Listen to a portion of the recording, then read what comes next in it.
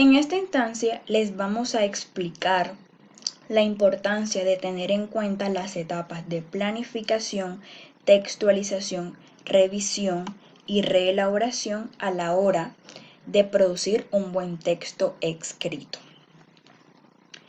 Muchos se preguntan por qué es importante tener en cuenta y pasar por estos procesos. Pues claro, además de ser importante, es conveniente tener esos factores muy bien claros. Hay estudiantes que tienen dificultades a nivel ya sea psicológico, la falta de confianza en sí mismo, lingüístico, la dificultad a la hora de plasmar sus ideas, retórico, la falta de carencia, de cohesión, la falta de organización. Además tenemos la parte cognitiva, el no tener bien claro en el tema. En fin, son muchos factores que impiden tener muy claro y crear un buen texto escrito. Además de eso, no se puede escapar la no honestidad a la hora de producirlo. Primeramente tenemos la planificación. ¿Por qué es importante la planificación? Es necesario seleccionar el tema, generar ideas, tener el material con cuál se va a trabajar, a quién se escribe, que es el destinatario del texto, qué se escribe, es el contenido, quién escribe, pues claramente es el autor, y para qué se escribe es la intención. Cuando yo digo hay que tener en cuenta quién se escribe, hay que tener en cuenta la comunidad que va a leerlo. Además, eh, tener muy claro la edad, el marco de la edad, el nivel sociocultural, el modo de vida. ¿Por qué? Porque todos esos son aspectos o características que nos va a dar como el paso para saber qué gustos, qué preferencias tiene esa comunidad para así que pueda llamar la atención. Seguimos con la textualización. La textualización o redacción es importante. ¿Por qué? Porque para crear un texto bien cohesionado, bien coherente, bien organizado, que conecten bien las ideas, hay que pasar por este proceso, concebir el plan del texto, la preparación del material, la búsqueda de la arquitectura del texto, porque la idea no es plasmar las ideas a la topatolondra, no, esa no es la idea. La idea es que las ideas se unan de tal forma que a la hora de leerlo se vea y se refleje bien estructurado la forma de escritura. Y además hay que tener en cuenta, por obvias razones, el propósito comunicativo. ¿Qué se intenta decir o qué se intenta plasmar lo que se escribe? Seguimos con la revisión. Muchas personas creen que esta es la etapa final para producir un buen texto escrito y no, porque después de la revisión sigue la reelaboración. La revisión, ¿por qué es importante? Porque esta etapa o este proceso es en donde se va a examinar el texto, se va a criticar, se va a corregir, es donde si se van a quitar, suprimir, realizar cambios o ajustes. Eso es lo que es la revisión.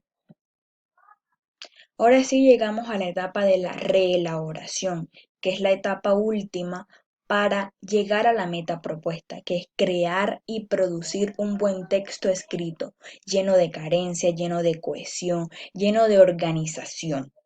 La reelaboración es rehacer el texto, porque de nada sirve uno revisarlo si no se van a plasmar o se van a realizar los ajustes, ya sea suprimir palabras, añadir párrafos, quitar.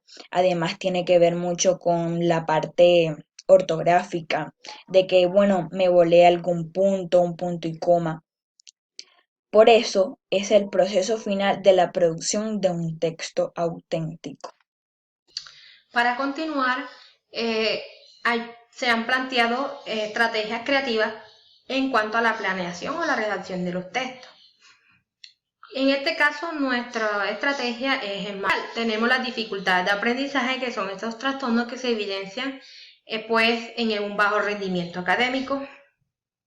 Tenemos también la clasificación de las dificultades de aprendizaje, según el Manual Estadístico de la Salud Mental, pues hace alusión a 4 trastornos, que son el trastorno de la lectura, de la escritura y del cálculo.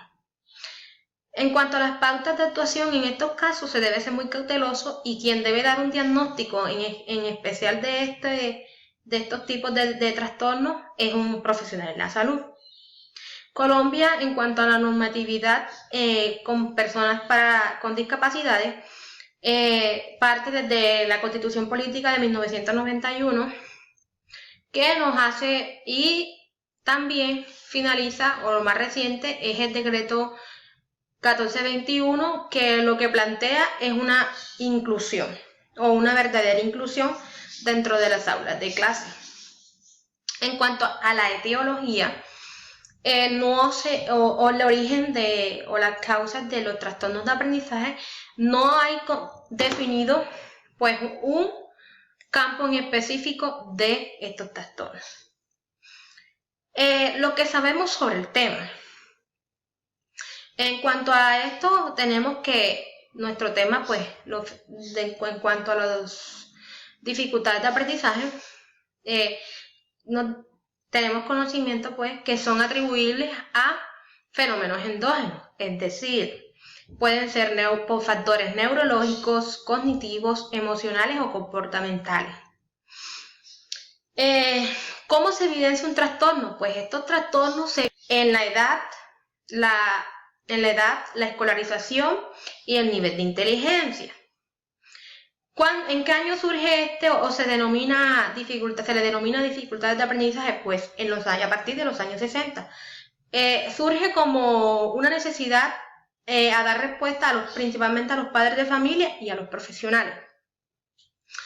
En cuanto a la normativa, en Colombia existen leyes o decretos que obligan o establecen qué se debe hacer ante estos casos. Lo que queremos saber,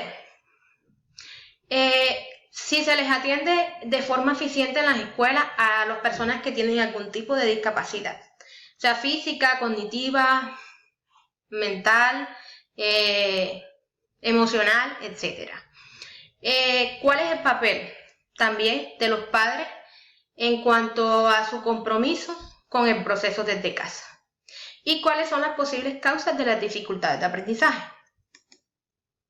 Bueno, después de haber leído, después de la búsqueda de información, lo que se puede concluir o lo que aprendimos sobre el tema fue que el Manual Estadístico de la Salud Mental, ya lo había mencionado antes, hace alusión a 4 trastornos, especialmente el trastorno o la dificultad de la escritura, se nos llama o la llaman dislexia.